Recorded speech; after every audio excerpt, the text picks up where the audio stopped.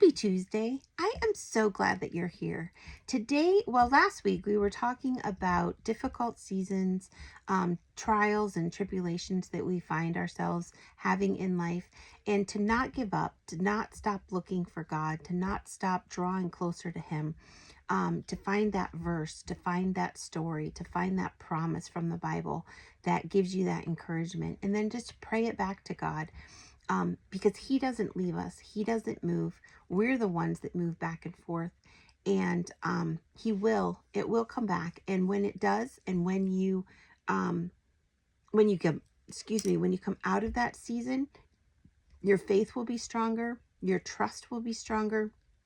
You will have more maturity in your Christian faith, and you will be able to help encourage others. I didn't even talk about that part last week, but that's actually what we're going to be talking about this week, is when you go through a season and when you come out on the other side, when you go through a trial or a difficult season, the things that you have learned, the things that God has taught you, sometimes in silence, sometimes there needs to be silence for you to dig deeper and for you to learn the truths that He wants you to learn.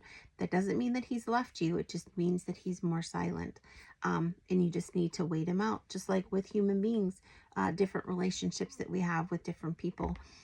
Sometimes there's more silence than other times, but that doesn't mean that they've left. It means they're processing. It means that they're waiting for you to process, that they're giving you time.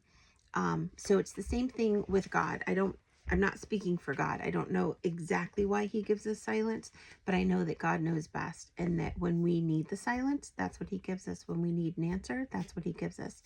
We can always trust God's timing, and we can always trust God's answers. But today I want to talk about the flip side of that.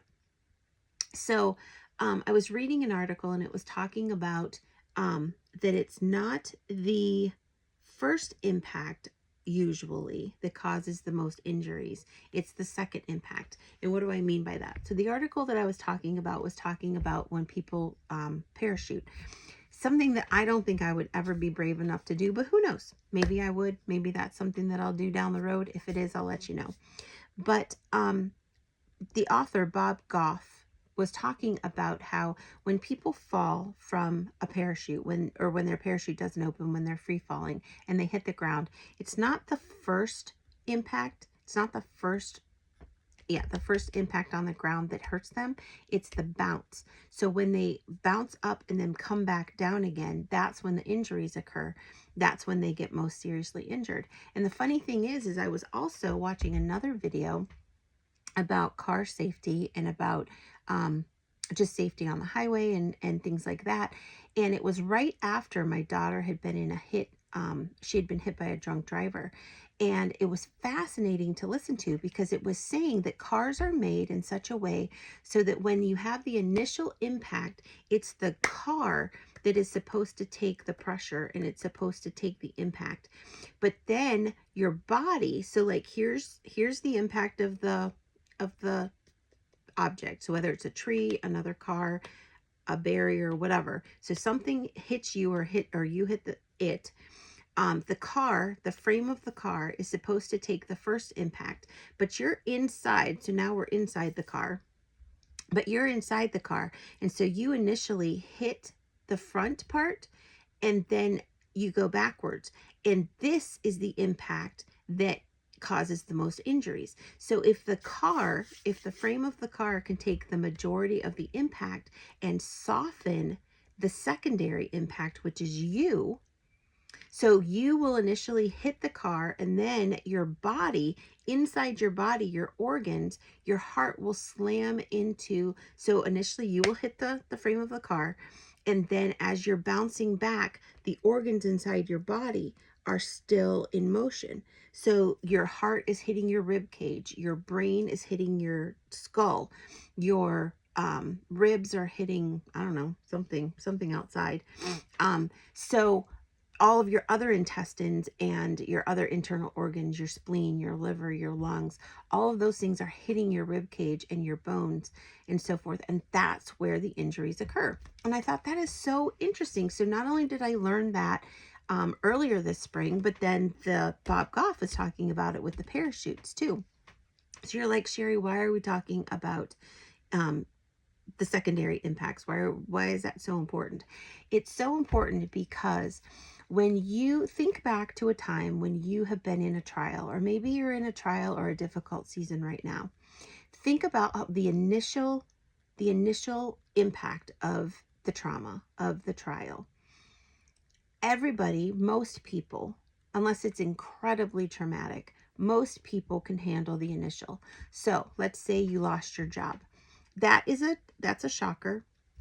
Most people can handle the initial shock. Okay, I lost my job. You're kind of in shock. You're kind of like, what do I do now?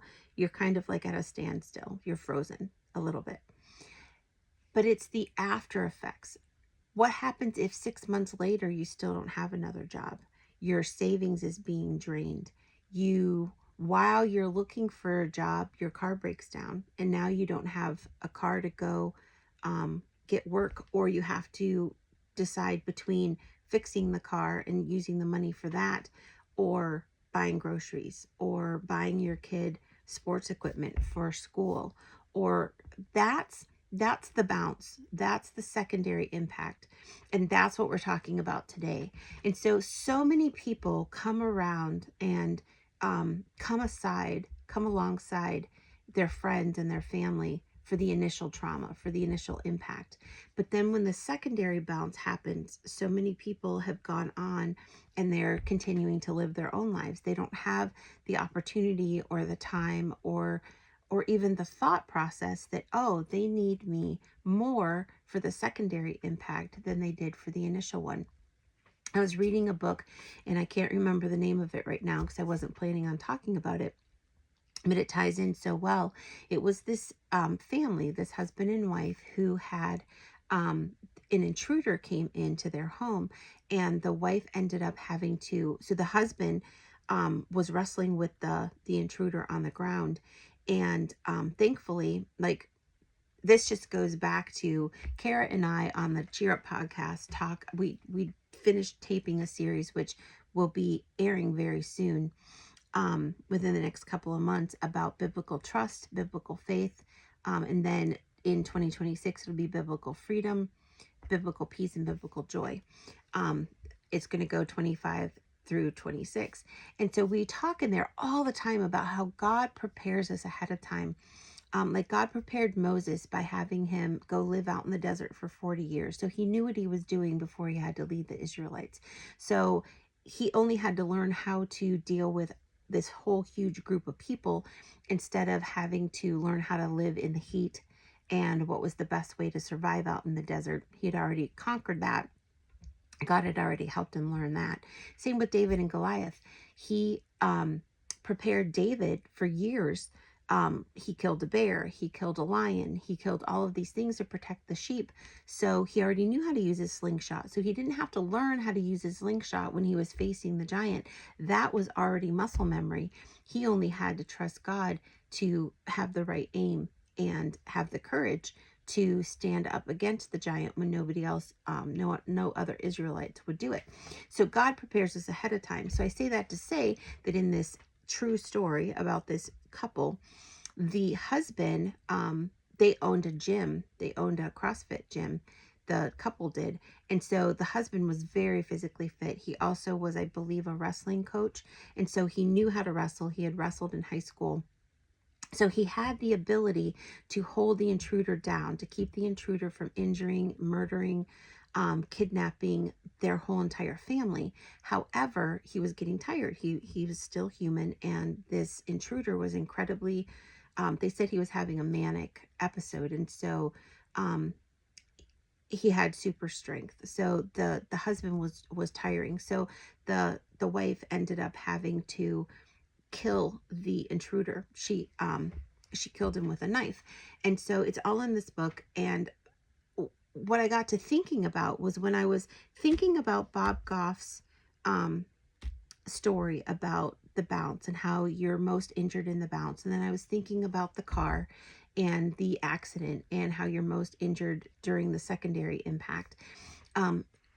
She talks about how everyone came around and everyone was there in the initial aftermath of this traumatic, horrific event.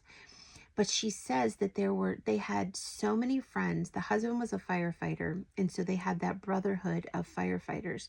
And she said they had so many people come around them and that helped them in the bounce. Now, she didn't call it the bounce, but it was. And so that is what we need to be for other people. First off, if you are in a season of trial, if you are in a season of hard, and you have people around you who are catching you in the bounce, you are so blessed. You are so privileged. And the gratefulness that I have that those people are coming alongside you is immense. So we need to be thankful if we have that support system and if we have people who are willing to come alongside us to catch us in the bounce. And if we don't, or here's the other part, who do we know that is in a trial and it just doesn't seem to end, and they need us to catch them in their bounce? They need us to come alongside them and help them during the secondary impact. What can we do? Can we give them meals? Can we be a listening ear? Can we offer babysitting? Can we offer financial help? It's different for every situation. Sometimes they just need a helping hand. Other times they need someone to come alongside and just sit with them. Like, whatever it is, what can we do to help other people in the bounce? Catch them, support them, encourage them. So that's my encouragement for today is, who do you know that is dealing with the secondary impact? And it could be for months, it could be for years. What can you do that can show God's love to them and help catch them in their bounce? Make it a little bit easier, lessen the impact and lessen the injuries.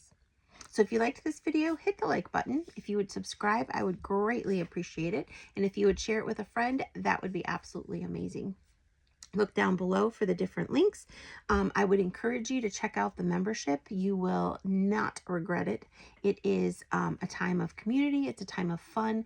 And it's a way for you to grow closer to God, which is ultimately the most important thing that we could ever do in this world. Very few things can we take with us up to heaven. Relationships, our relationship with God. If we don't have the relationship with God, we won't go to heaven. Our relationships, the people who we love and care about that also have a relationship with Him, we get to take them up to heaven. And pretty much everything else, nope, it's temporary. So if you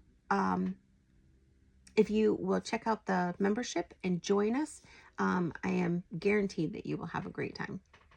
So have a great rest of your day. Have a wonderful week, and I will be talking to you next Tuesday.